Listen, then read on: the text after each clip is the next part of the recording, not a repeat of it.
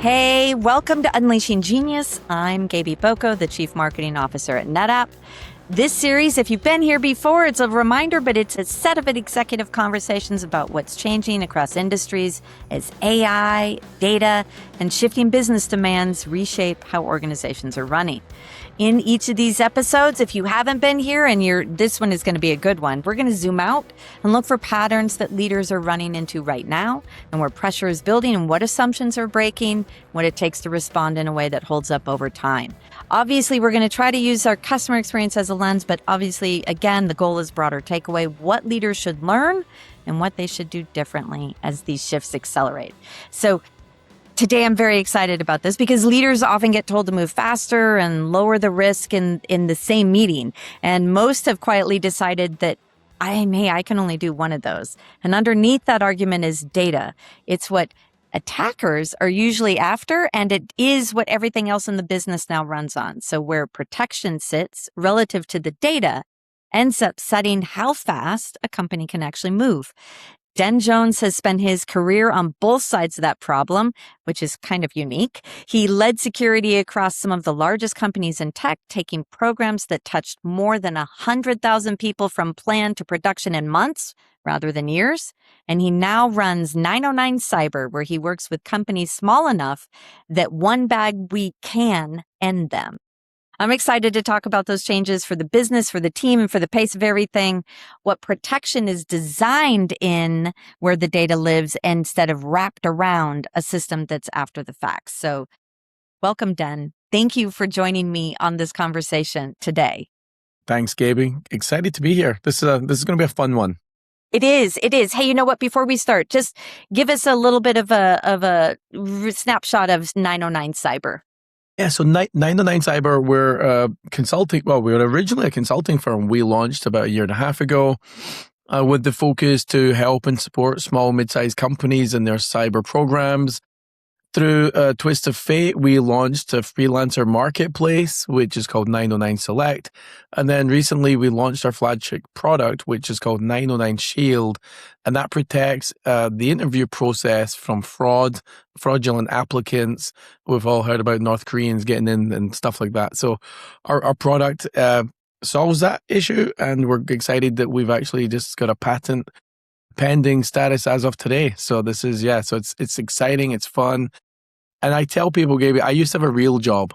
So before this, I ran enterprise security, at Adobe and then Cisco, huge, big global organizations. Big companies. Yeah, and I do recall being a NetApp customer over the years as well. So, there's still some relationship in there. I ran storage teams and network teams and the whole thing. So I've done this since 1992, so if that might date myself, actually. No. Let's not even bring in the dating into this. You are a young chicken. Listen, what I love there is two things. Congratulations, by the way, on the patent. I think that is the nature of what AI and what data can bring to all sorts of businesses. And I love that you started off as we want to consult to solve the problem, and now you've actually solved the problem and have made it saleable. So congratulations. That is huge. Thanks, yeah. Okay, so pivoting away from a little bit of 909 and you, I want to talk about what you've spent your time on. So going back to those big companies, right? You spent years kind of running security inside those companies, obviously with tens of thousands of employees. I'm hoping it was tens of thousands and not thousands, but we'll go there. Yeah. But now you work with companies that have like less than 1,000, more like hundreds. What made you want to make that move? And what's the biggest difference? I don't want to know all the differences, but what's the big difference? It's really, it was a twist of fate. So I went from Adobe, 40,000 people running enterprise security, to Cisco during COVID, running enterprise security there, 110,000 people. Doing all the big problems, the zero trusty stuff and supply chain or whatever, all those things. And then all of a sudden I went from having a team of 300 people, 60 million a year budget, to joining a startup running security and IT in their customer zero program. They were a zero trust security vendor. And I had a team of one, I think, with an outsourced bunch of people and a budget of about $5.99. And the biggest realization when I was in that role. We got acquired, and as part of being acquired, then I started to realize that there's a lot of small companies that one bad thing can bring them down, and there's a lot of FBI stats on this one. And then the other thing is when you look at the companies that are breached, a huge percentage are small, mid-sized companies under 1,000 people. And then the scary stat is also after breach, how many survive beyond 1 or 2 years. And as you guys probably know in your audience, once you're breached once, there's a high percentage chance that you're going to be breached again within 1 year. So I looked at that and thought, well, there's a huge opportunity for us to try and help clients that don't have the budget, that need the protection, but they need the experience of what it's like to fight against nation states. And like one of our clients does a lot of work with the Department of War, and they're building and designing things that some governments would love to get their hands on. So they don't have the budget of the Adobes and Ciscos of the world. And what do? So they obviously they look for somebody that has that depth of experience, and that's where we come in. I love how you just kind of go from the small to big, and that it hits the people who are the smaller ones. But honestly, what that says to me is that the data doesn't care how big you are, right? We're going to go at it and saying it's just the protecting them is just as important regardless of how big you are. Yeah, and some small companies, if you can even think of it like this, like a small law firm or a small bunch of law firms that are maybe together, they will have data on clients, and maybe like take Silicon Valley, right?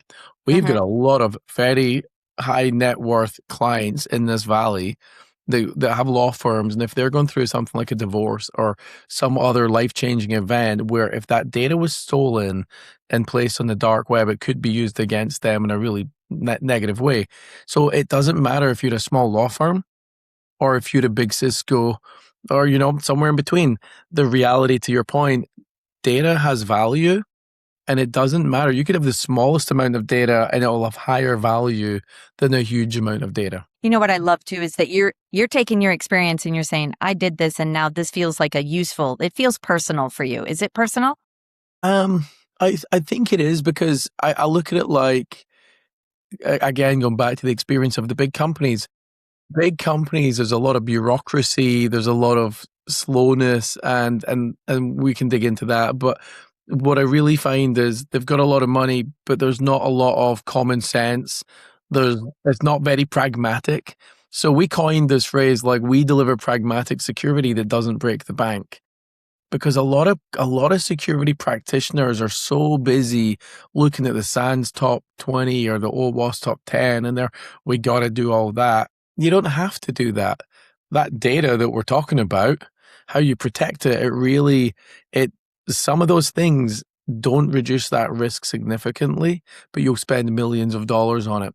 I became very passionate about meeting friends and small businesses. One of my friends' building company, they got scammed, and it was really like $500,000. They can't afford $500,000. Yeah. You know what I love when we in the enterprise space at a certain part of our career basically are like, you know what, I want to go help other people. I want to use what I know and do that. But I'm inspired by you, so I'm going to leave that inspiration to the side for a second, and I want to use your leadership skills and kind of talk about, have we created in the enterprise space, or even that is kind of coming through in the small space, this choice point that is unrealistic, right? Move faster and protect data at the same time, right? Or have we created a false choice point where leaders, is that even realistic for leaders to be able to do both? Yeah, and it's interesting because there's I'll throw another leg on that stool, which is and spend less. Yeah, and spend less. Right, yeah. That's third leg. So move faster, spend less, don't get in the way, and don't increase our risk or and the thing that the cool thing I hope everybody believes and realizes, I've never met a CEO that woke up in the morning and thought, I'd like to spend more money on security and IT. And I tell people, maybe my job is just to keep you out of the news. I'll go with they don't say that about marketing either, but I think security is a little bit more important than marketing. So yeah, I think that's fair. Well, it's the other thing is so we're trying to move faster. We're trying to help the velocity of the business. We're trying to help speak to the business in business terms. And the thing that a lot of security practitioners, a lot of security leaders, they grow through the ranks, right? So you're an engineer, then you're an architect, then you're a lead or a manager, and then you grow your career. And that is true for my career. The problem is a lot of those people, they actually are, their EQ is not so good. So they don't really translate technical conversations into business conversations. And I think this is the one thing when you get into business, especially larger businesses where you really need to have good skills and communication, you miss the fact that you're still busy talking about ones and zeros and stuff. And whereas your CFO doesn't speak like that, your CRO doesn't speak like that. And depending on the CEO you got lumped with, they may or may not. And the interesting thing in startups, there's a lot of CEOs that are just technical people because they're the founder. They built the thing, they built the widget, and the widget's their baby, and they speak technical, but a lot of the business stuff goes over their head. And then at companies like NetApp or other large companies, sometimes the CEO ends up being that salesperson. Their background was sales or their background was technical, but they learned business along the way. So yeah, it's interesting. I find it a really fun balancing act. And I think of leadership as a craft. And we've got to learn the craft and you've got to learn it well. And one of the things you've got to learn in leadership is that audience at the executive table or at the board, you've got to understand what inspires or resonates with them. And then how do you translate that conversation in a way that uniquely will resonate with each of them at the table? And if there's 6 different people at that table at the exec team, and you're trying to build a story that will resonate with all at the same time, that's the craft. Is the craft include rules? Because it feels like if you're big or if you're small, the clearer you are on the guardrails, then the clearer your one executive or your 50 executives are about how you're going to go conquer that. Is that a fair statement? Yeah. I mean, I think in security, the old analogy is they didn't put brakes in the car so to slow you down. They put brakes in the car so you could drive faster and then slow down when you have to.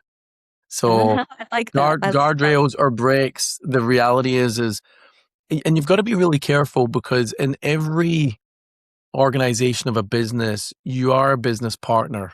Mm-hmm. Doesn't matter whether it's marketing. I mean, you guys talking with sales, talking with product, you're still a partner with someone. And security is no different. And I think when you're putting guardrails up as a security partner, you've got to think about guardrails that protect the business in a way that enables the velocity to go faster.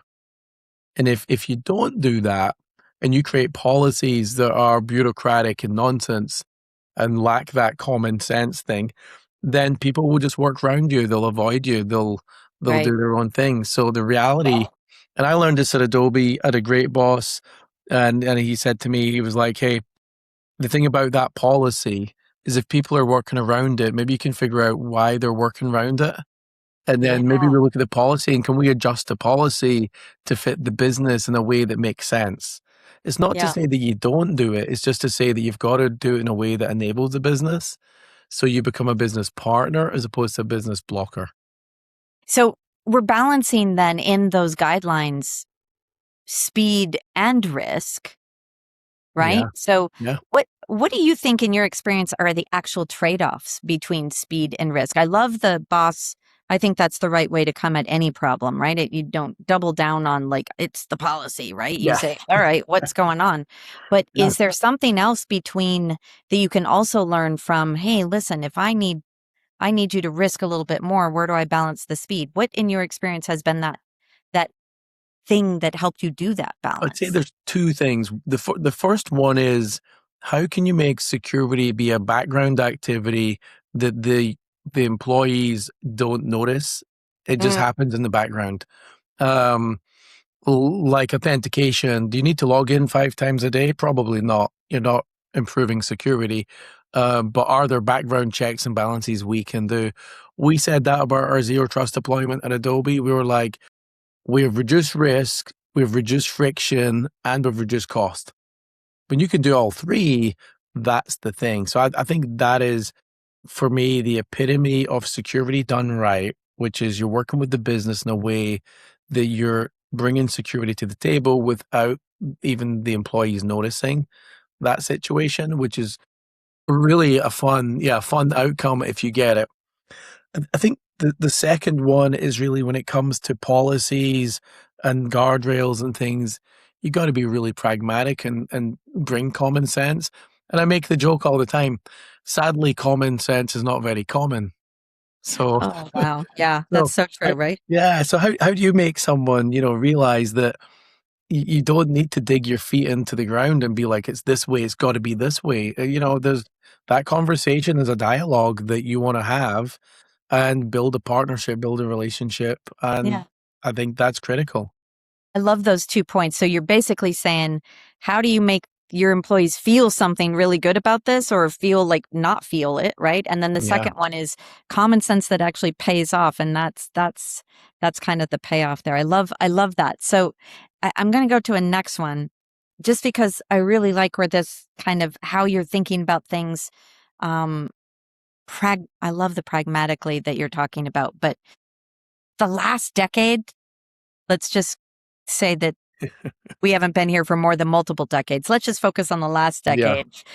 It's really been focused on identity and preventing unauthorized access. For those watching, it's like, how many phishing emails do you get? Like, how are you getting trained? All of those kinds of things. But that's just part of the work. If you only do that, what does that leave unfinished for companies? I mean, so I think, identity for me has been something that's been rotating around my career since I begun. And yeah, and to date myself, an ex-Novell guy, but also architected Adobe's AD environment, deployed Okta, all these tools, all these things. Yep. Identity's always been there.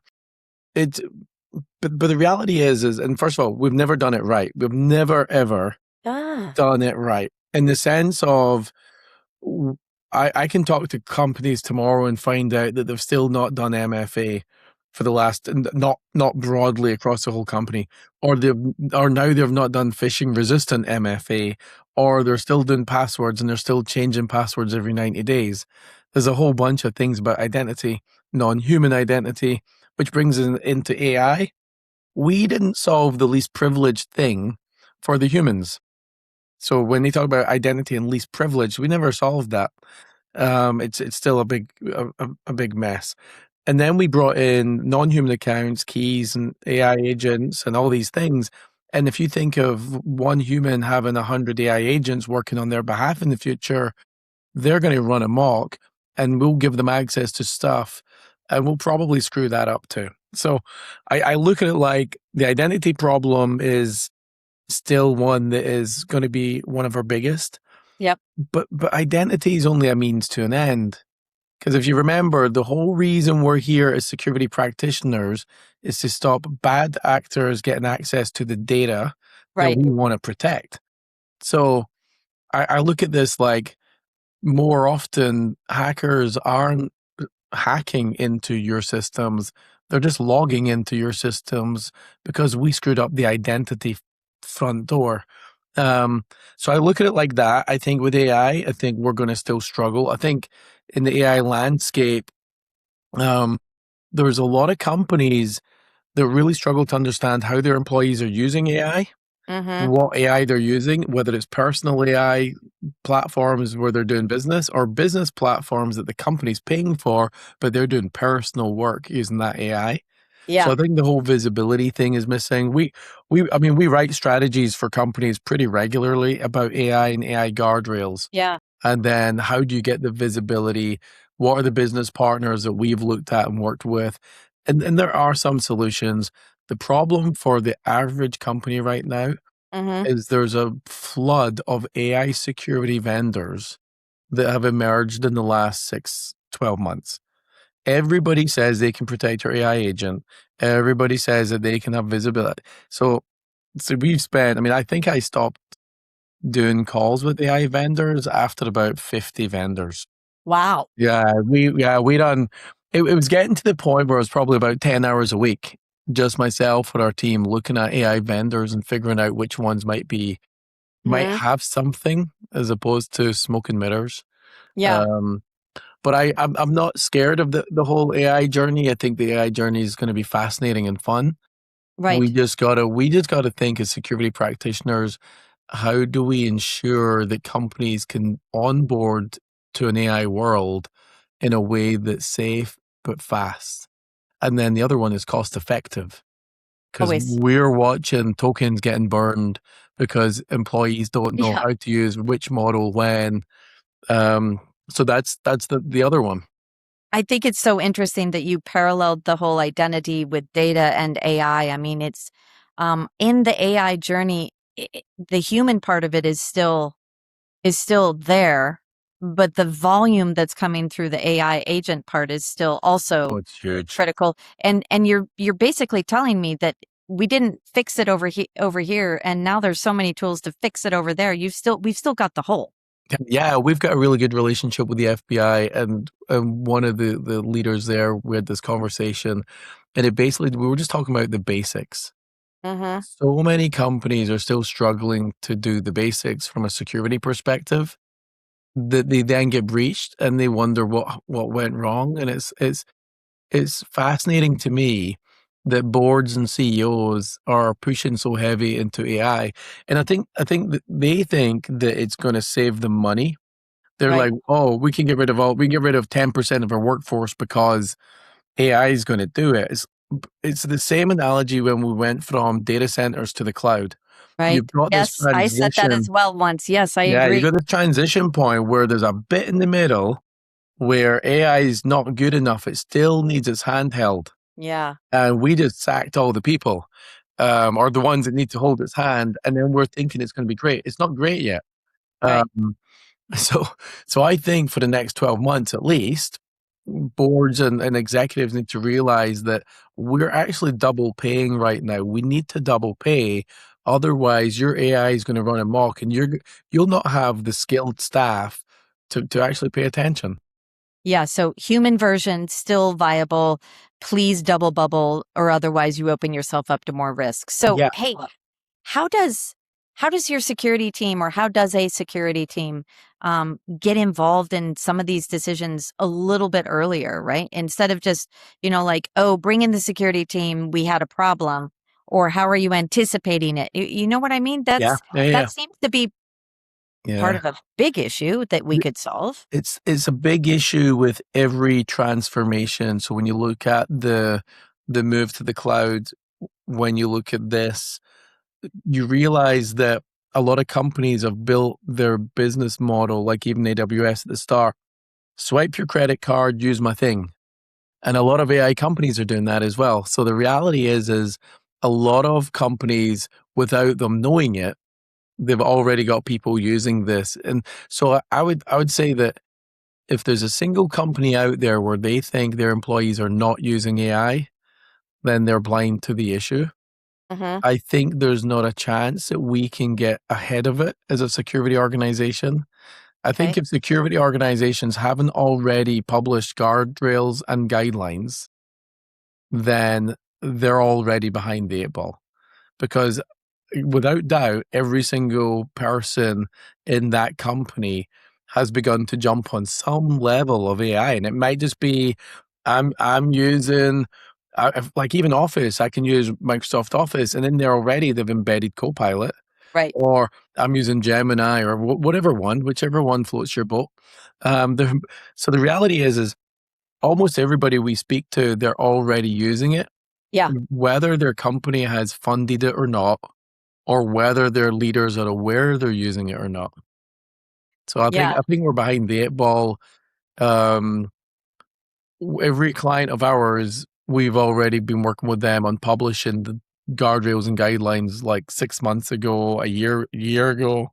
Yeah. So So that yeah, goes back to even what we were talking about earlier, which is, do something that people can feel so that you're basically creating something that's visible that maybe open people's eyes versus just, as again, we tend to do in large companies, we write papers or we send PowerPoints and we say, please evaluate this. I'd love to have a meeting on it, right? I think what you're basically saying is that, this is a still a very human thing, and to make it something that's very visceral for people to be able to ingest and to decide to operate differently.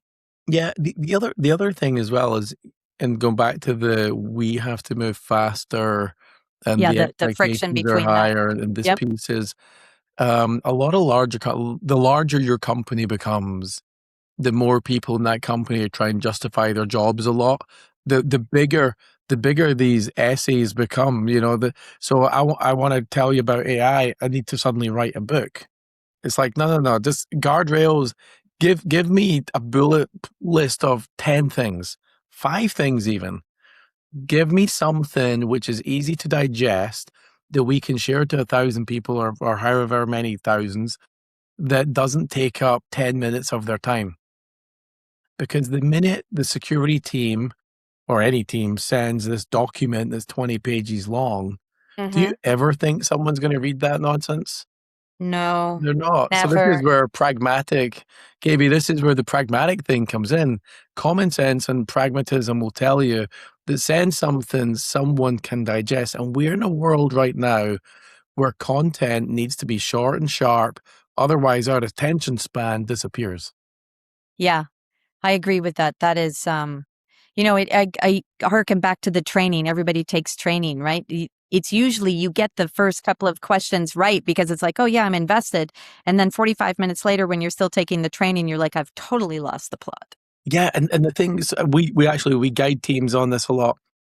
Security awareness training, you do it once a year, is absolutely nonsense. Everybody knows it's nonsense. You've got one window open where you're doing your training, and you've got other windows open where you're doing your work. Yep. And you try to do both at the same time, and no one gives a monkeys.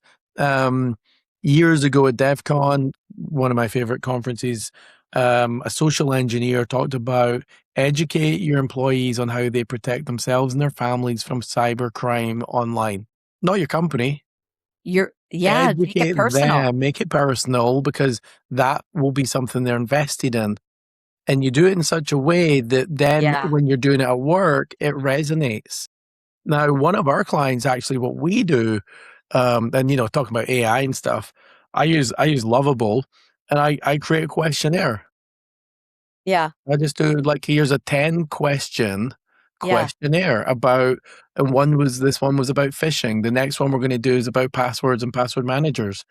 And it's a small company, 55 people, but it's really easy for them to go through. And we do it once a quarter.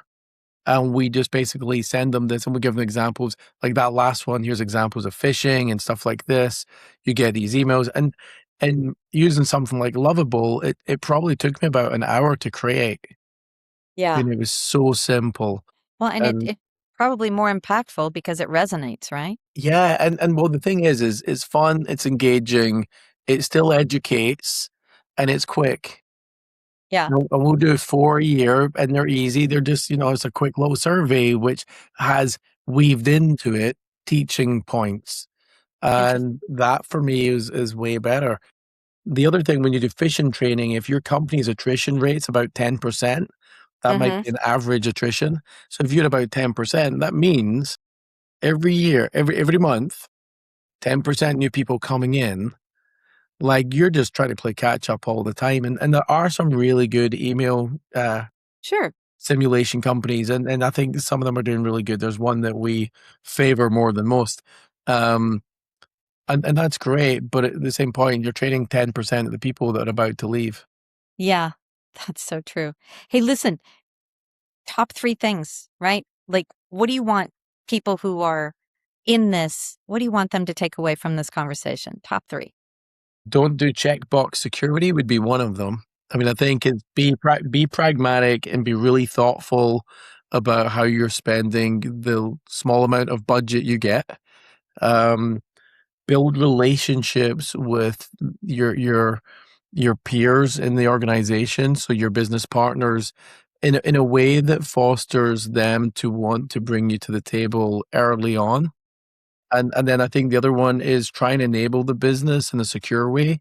Try and not prevent the business. So I think there's somewhere along the lines, it's don't say no, say yes, and I think that really helps.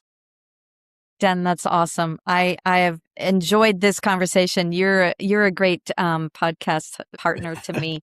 Hey, listen, everybody, it's speed and safety only look like opposites when protection obviously shows up late. I think that's what we've learned from what Den has shared with us today, and we want you to move that to the front. Those top three takeaways that Den gave us, I think, were really centered around making it personal and actionable, and having rules and guidelines. I loved that part of it, Den.